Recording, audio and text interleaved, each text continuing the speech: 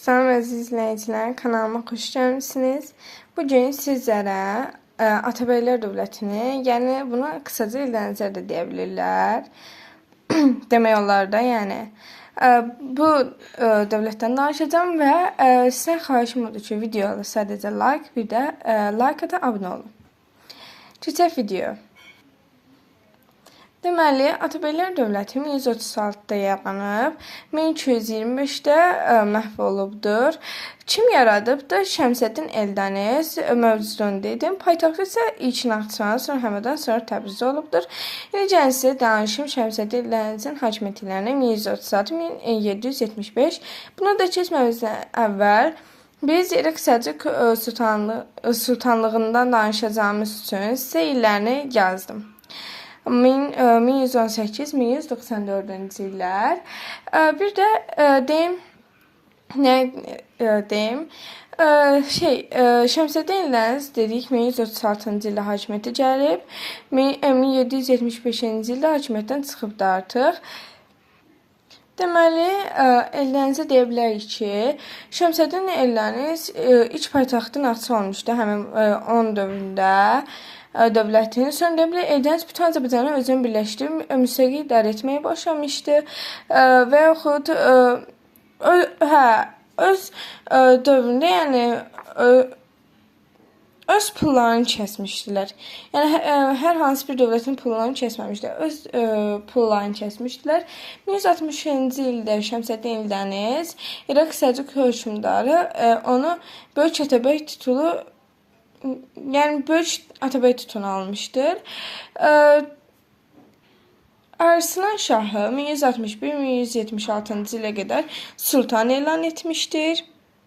Bir də bunu deyim ki, Şəmsəddin Eldəniz və bütün 5 hökmdar var idi. Bütün bu 5 hökmdar bütün 5 hökmdar Gürcülərin yürüşlərinə məruz qalmışlar. Hamısı Gürcülərlə mübarizə aparmışdır, yəni.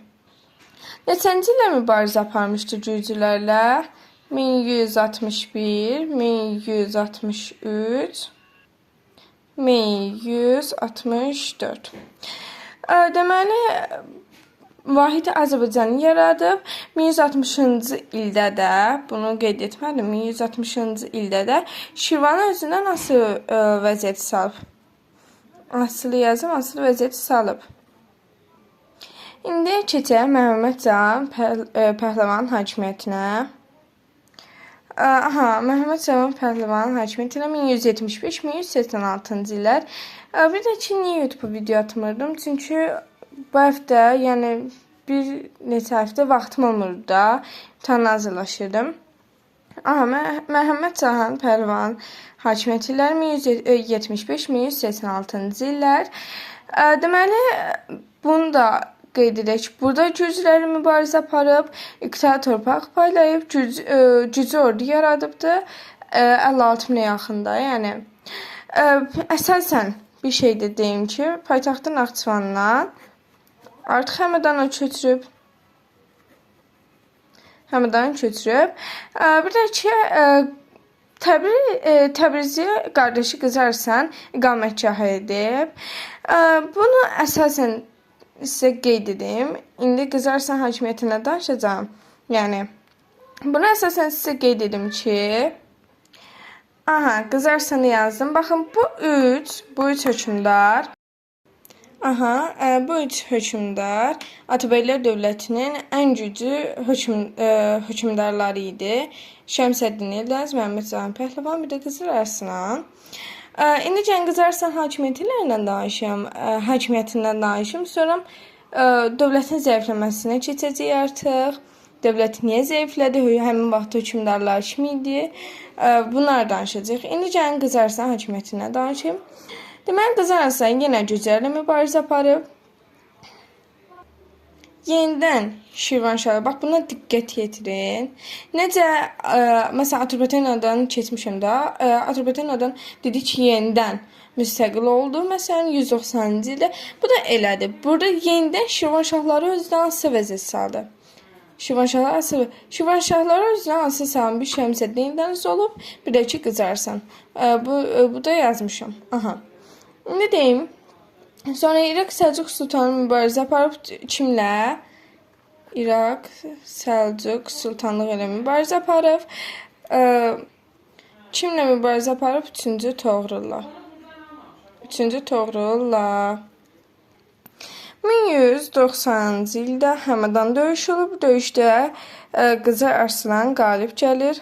Arslan qalib gəlir. 1191-ci ildə də Abbasi yazım. Sonra dilim dolaşır. Neysə, Abbas xəlifəsinə sultan titulu verir. Xəlifəsinə sultan titulu verir. Aha. İndi artıq Eldənizlərin zəifləməsindən sizə danışacağım. Gəlin keçək. Aha, keçdik Eldənizlərin zəifləməsinə. Eldənizlər niyə zəifləyir? Çünki artıqki hökmdar Əbubəkir bir də Özbəyin hakimiyyəti illərində dövlət zəifləyəcək. Niyə zəifləyir? Çünki əsasən Əbubəkirin dövründə artıq Əbubəkir yürüşə məruz qalır, mübarizələr aparır, daha çox mübarizə yürüşər bunun dövründə baş verdiyi üçün artıq buna deyirlər Eldənizlərin zəifləməsi. Dövlət yəni zəifləyir. Hamısının da özü tək girişdiyi üçün yəni dövlətin zəifləməsi baş verir. Əbubəkir deməli 1191-ci ildə hakimiyyətə gəlir, 1210-cu ildə hakimiyyətdən gedir. Yəni indi danışım.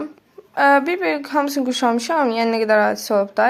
İraq Səlcuq sultanı ilə mübarizə aparıb. Bunu şiir yazıram. Bu nə idi? İraq Səlcuq sultanı ilə mübarizə aparıb. Sonra Şirvan Şirvanşahlar dövləti artıq əsirlikdən çıxır və Gürcülər ilə birləşir. Biz də bilirik ki, Gürcülər bu 5 hökmdarın dövründə hamısına olub, mübarizə aparıb. İndi buna birləşsə daha da güclü olacaq. Ona görə bu nədir? Artıq dövlət zəifləyir. Sarayda hakimiyyət uğruna mübarizə olur. Hakimiyyət uğruna mübarizə. Belə görmürəm, mənim tutur. Mübarizə. Sonra 1194-cü ildə Xərzəmşah Təkəş Həmədanı tutur. X-T yazsam. Başa düşərsiniz. Xərzəmşah Təkəş Həmədanı tutur. Həmədanı tutur. 1194-cü ildə.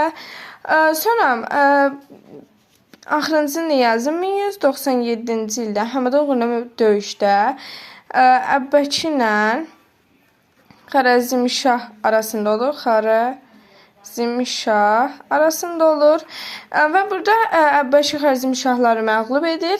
Qardaşı Özbəyi ora hakim təyin edir. Bunu da qeyd edim. Ki 1203-1210-cu ildə Gürcülərin yürüşənə məruz qalır. Dedik ki 5 hökmdən 5-də məruz qalır da Gürcülərin yürüşənə məruz qalır. İndi keçək nəyə? Özbəyin hakimiyyət illərinə. İndi keçək Özbəyin hakimiyyət illərinə 1210-1225-ci illər. Deməli, Özbəkdə yeni yürüşənə məruz qalır. İlk Gürcülərin yürüşənə məruz qalır. Sonra Monqolların yürüşənə məruz qalır. Monqolların. Bu neçənci illərə əhatə edir? 1220-1222. Elə bildim, biri yazdım. 1220-1222. Sonra Xarəzmşah Cəlaləddinin yürüşə məruz qalır. Bu da neçənci illəri? 1194-1225. Bu illərin hamısını Xarəzmşah Cəlaləddin buna yürüş edilir. Deməli, hakimiyyət illərində qısa bir məlumat var. Bir də bunu diqqət yetirim ki, Atabəylər dövlətinin varlığına kim son qoyub? Cəlaləddin son qoyubdur. Bu da sizə sualıma cavab. Deməli, niyə? Necə son qoyur? 1225-ci ildə son qoyur, Təbrizə tutaraq Atabəyləri məhv edir. Artıq yazım Atabəylər məhv. 1225. Bu da sizə dərsimizin sonu. Artıq bütün hər şeyi danışdım da, yəni. Hər şeyi diqqət yetirdim. Mənim zənnimcə artıq dərsimizi başa düşmüş olarsınız.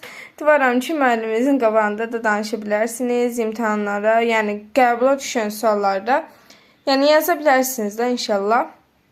Yəni kanalıma abunə olub, videomuza like atmağı unutmayın. Sağ olun.